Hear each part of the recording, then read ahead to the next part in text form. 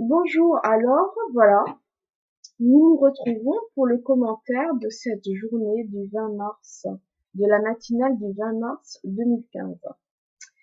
Je vous ai lu ce matin, bien évidemment, une partie de chacun des trois livres. Le premier livre était l'Ancien Testament, le deuxième livre, les Nouveaux Testaments, et le troisième livre, le Coran, parce que notre émission a pour objectif de faire un lien et un pont entre les trois livres pour aboutir à un seul et unique livre. Car c'est ce que Dieu veut pour les générations du XXIe siècle et du troisième millénaire. Car les anciennes générations ont échoué dans la volonté de Dieu de créer un monde de paix. Donc, ce matin, je vous ai fait la lecture de l'Ancien Testament et nous avions comme lecture, n'est-ce pas, le chapitre 28, 29 et 30 de l'Ancien Testament qui correspondent à quoi? À des holocaustes, des sacrifices d'holocauste. Ce que vous pouvez apercevoir dans cet Ancien Testament et dans ce chapitre 28, 29 et 30 du livre intitulé Les Nombres, c'est que ces holocaustes ne concernent pas des êtres humains. Dieu ne veut pas sacrifier d'êtres humains pour pardonner aux hommes leurs péchés. Alors, de nos jours, au XXIe siècle, on se dit, mais on ne pêche pas, on ne fait qu'être libre et faire ce que l'on veut.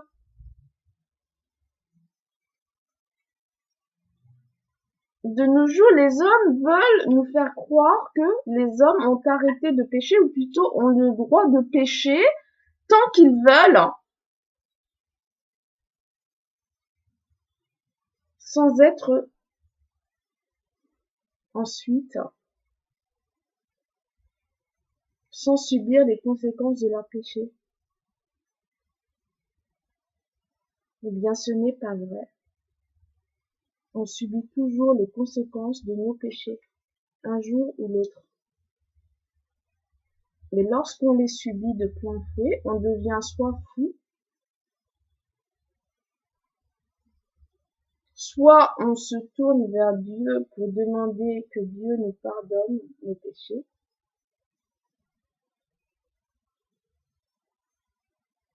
soit on meurt.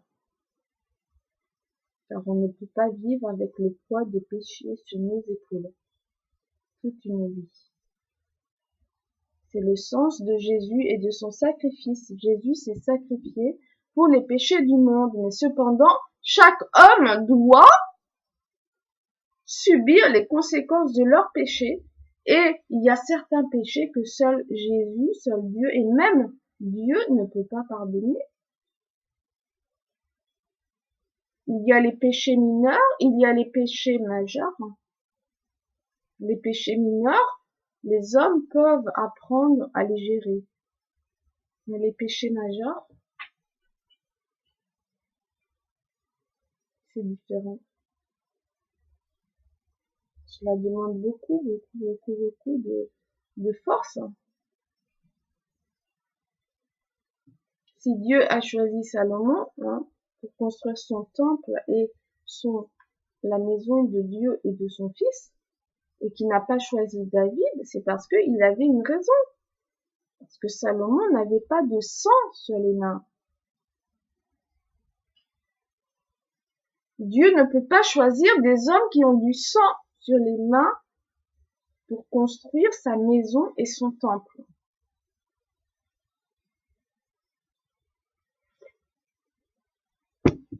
Et il ne sacrifiera même pas une seule et un seule personne, un seul de ses envoyés. Il a seulement accepté que Jésus se sacrifie, mais il n'a accepté que personne d'autre ne se sacrifie pour les criminels.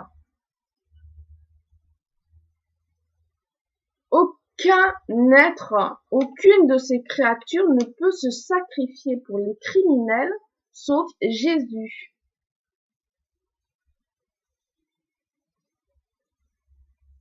Et il ne l'a fait qu'une seule fois, sur le mont Golgotha, et seulement pour 2 criminels, seulement. C'est tout. Et aucun autre être humain ne peut se sacrifier pour des criminels. Aucune autre de ces créatures ne peut se sacrifier pour des criminels.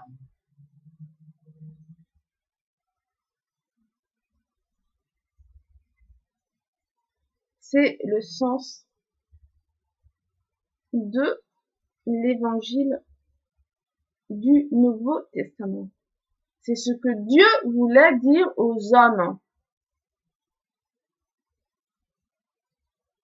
Aucun homme ne peut être victime d'injustice sur terre.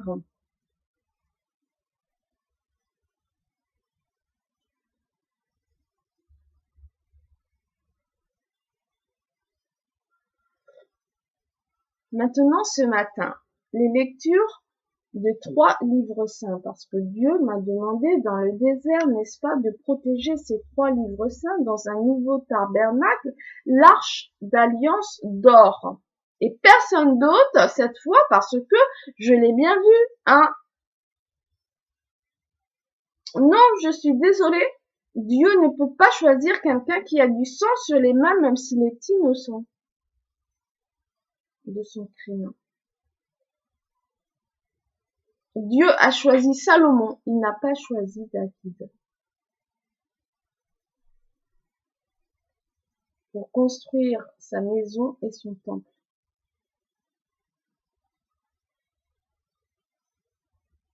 Et David s'est soumis à Salomon, son fils. David s'est agenouillé et a accepté la volonté de Dieu pour son fils Salomon.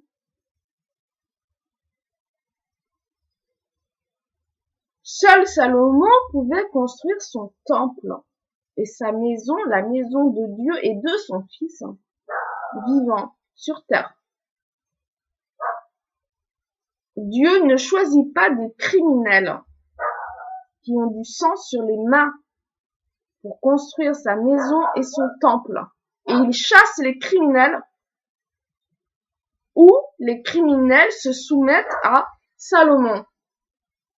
En l'occurrence, aujourd'hui, Salomon n'existe plus, car nous sommes arrivés au 3e millénaire.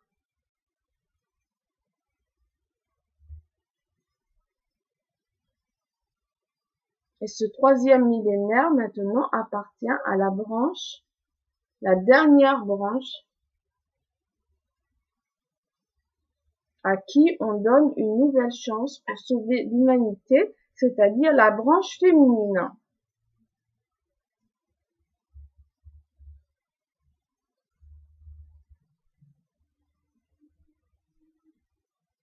Voilà. C'est le message de cette lecture de ce matin, des 3 livres saints.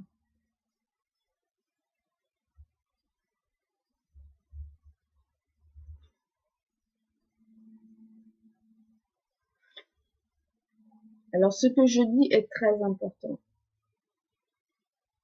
Parce que vous voyez, l'homme, la femme ont provoqué la colère de Dieu.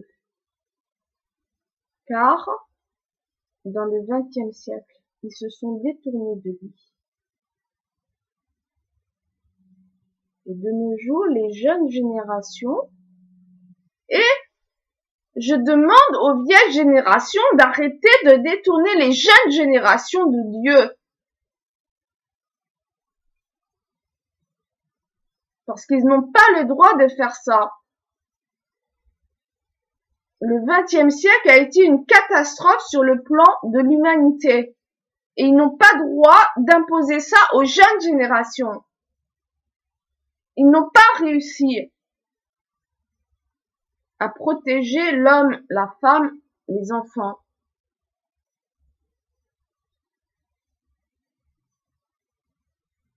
les jeunes ont dû se tourner de nouveau vers Dieu. Parce que leurs parents appartiennent à une génération qui a pensé pouvoir vivre sans Dieu. Et ils avaient tort. La preuve. Vous voyez le résultat. Cela ne veut pas dire être fanatique de Dieu, pas du tout. Cela veut dire respecter son prochain, refuser de le détruire, refuser, de laisser mourir quelqu'un qui est en train de se noyer. C'est ça, Dieu. Et c'est ça que les jeunes vous disent à vous, les vieux.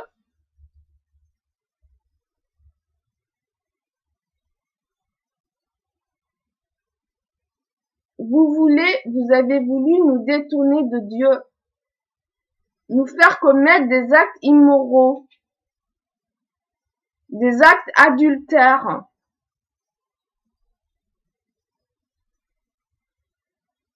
Vous avez voulu détruire notre âme.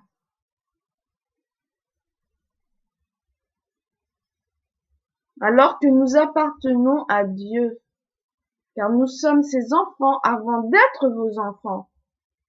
Avez-vous oublié cela?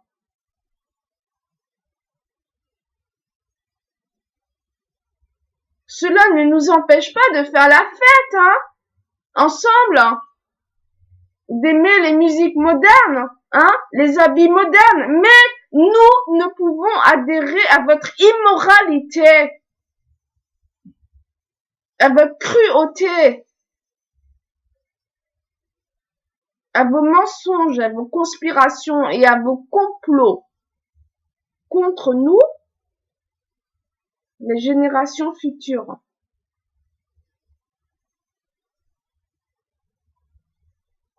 C'est nous qui construisons le monde de demain. Vous avez voulu faire de nous des êtres immoraux qui couchent avec n'importe qui et on ne veut pas. Nous ne sommes pas des esclaves sexuels. Nous sommes des êtres libres et si nous nous tournons vers Dieu, ça nous regarde et ça ne vous regarde pas à vous.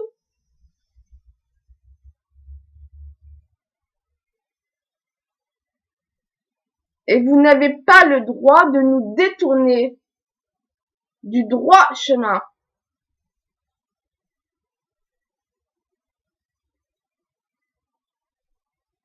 Dieu m'a demandé une repentance. Pas pour moi, mais pour ceux qui ont voulu me faire tomber dans le péché. Et il y a des règles pour que la repentance soit acceptée pour Dieu, pour tous les hommes, pour toute l'humanité. Ces règles sont fixées dans la Bible. Dans l'Ancien Testament, comment les Hébreux ont pu se libérer de l'esclavage, ils ont dû faire un holocauste. Ce n'est pas un holocauste d'êtres humains, non, pas du tout, car depuis Abraham, Dieu a refusé de sacrifier les humains, Comprenez cela. Dieu ne sacrifie aucun être humain.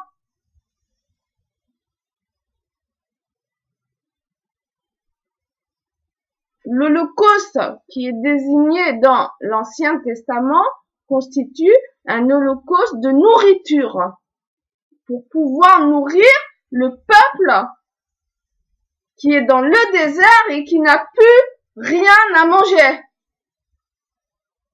Parce que il n'a plus la possibilité de vivre. Et cet holocauste a été évoqué dans les chapitres 28, 29 et 30. 28 et 29 en principal. Ce sont des holocaustes, ce sont des règles qui permettent aux hommes de rester normaux. Pas de devenir fou. C'est très rigoureux. Il y a un holocauste chaque jour, il y a un holocauste tous les mois, il y a un holocauste à l'époque de Pâques, il y a un holocauste à l'époque des moissons. Ensuite, il y a un holocauste au 7e mois, pendant 7 jours. Et ensuite, il y a un holocauste le 15e jour du 7e mois qui s'appelle l'holocauste des tentes, qui a lieu pendant 8 jours. On ne parle pas de sacrifice humain, on parle d'un partage de nourriture entre les hommes, de la vraie nourriture, de la viande, de l'agneau, du bélier, des agneaux, des taureaux, du bœuf. On ne parle pas d'être humain. On parle de la viande pour manger, pour survivre dans le désert. Ou pas dans le désert, pas forcément dans le désert, hein. Ça dure les 7 premiers mois.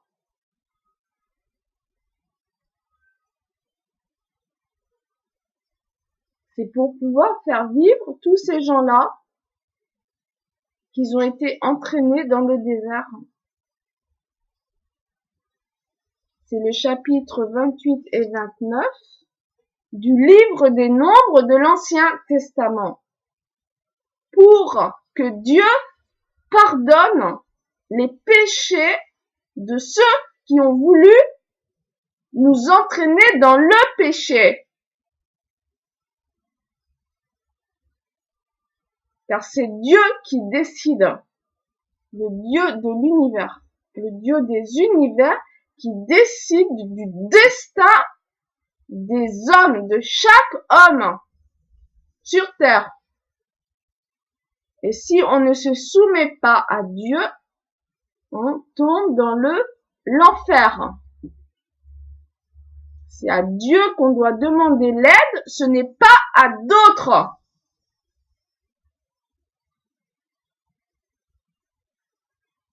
Tout ça est décrit dans le chapitre 28 et 29 du livre Les Nombres de l'Ancien Testament, qu'il faut respecter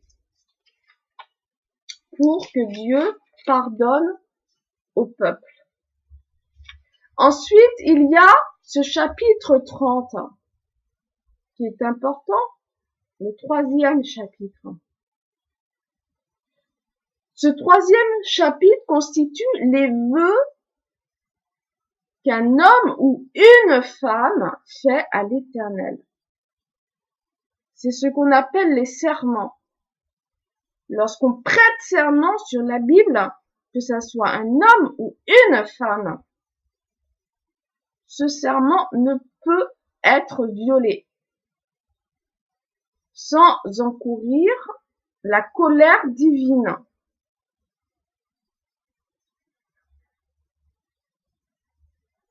Ce serment, non seulement l'homme peut le faire à Dieu, mais la femme aussi, c'est écrit dans le chapitre 20 du livre Les Nombres de la Bible. Une femme aussi peut prêter serment à Dieu, qu'elle soit mariée ou non mariée. Lorsqu'elle est non mariée, son père doit respecter le serment qu'elle a prêté devant Dieu. Et lorsqu'elle est mariée, cette femme doit respecter le serment qu'elle a prêté devant son mari, devant Dieu. Ni le mari, ni le père ne peut contester ce serment.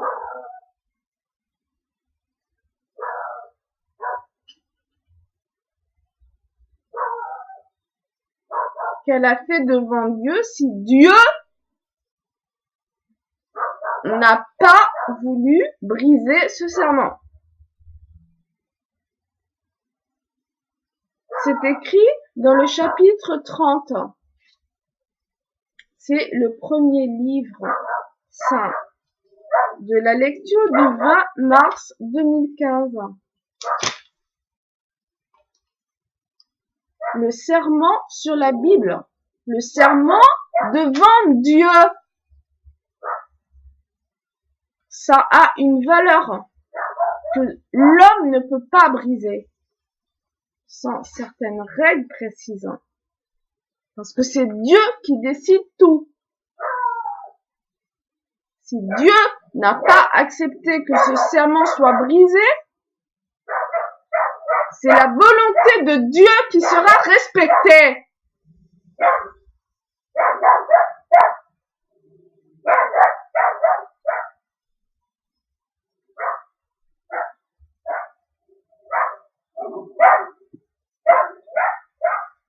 Merci. Je vous retrouve pour maintenant la lecture du Nouveau Testament, l'évangile de Saint Jean, le chapitre 4, lecture du 20 mars 2015. Merci, à tout à l'heure.